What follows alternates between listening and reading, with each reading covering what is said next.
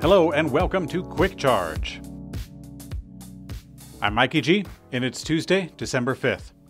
Elon Musk commented on the upcoming low-cost Tesla electric vehicle, saying that it was quite advanced in its development.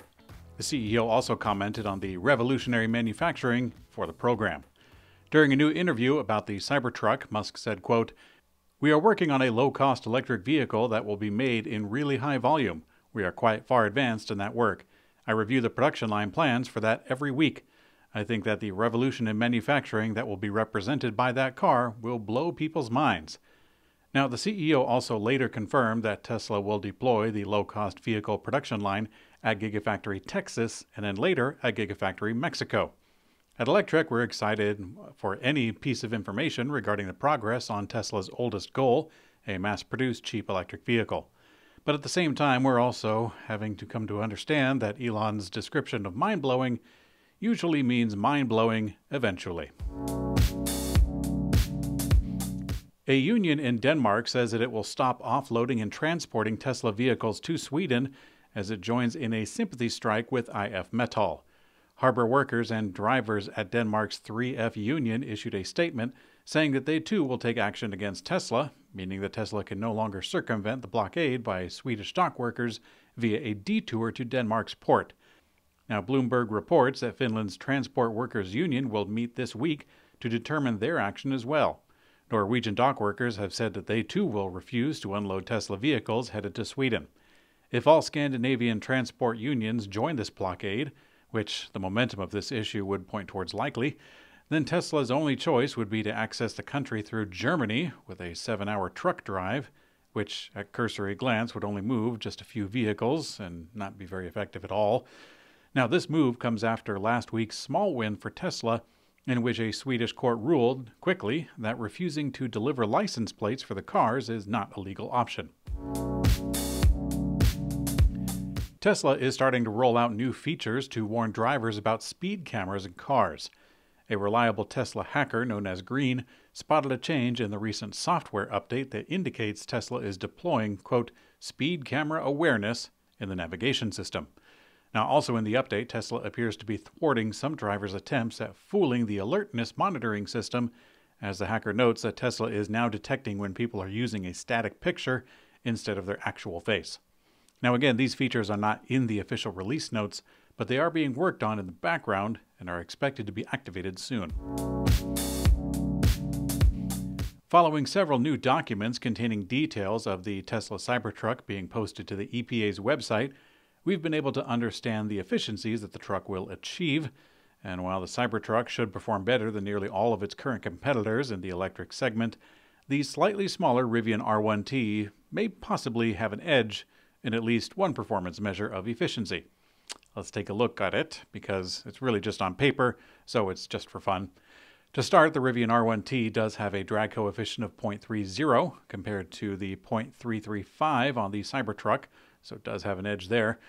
But now, based on the coast-down test conducted by Tesla as part of its EPA certification process, a Reddit user named Wugs compared the Cybertruck to the Rivian R1T, as well as other pickups, and found that while the Cybertruck does beat out Chevy, Ford, and GMC, it's not especially winning over Rivian, and that's even more so over 70 miles an hour. In this data-driven comparison between the Cybertruck and the R1T is also the range tests themselves and the correction factors used by each automaker. Tesla already has a reputation for using a rather high correction factor, this to publicize better range than what their EVs usually offer. And it appears that the Cybertruck has Tesla's most optimistic formula to date. Rivian's Chief Financial Officer, Claire McDonough, shared some interesting information about the automaker's goals heading into 2024. Rivian is developing a new simplified battery pack structure different from the standard pack that will eventually make its way into new R1 EVs. The executive said, quote, "And then we're introducing a new battery as well for the R1 vehicles. That very heavily simplifies the battery pack and module structure that we will be building and takes out thousands of dollars of costs out, additional mass out, is much easier to manufacture and build as well within the vehicles." Now, at Electrek, we're excited considering that this particular point doesn't appear to have been talked about in the past.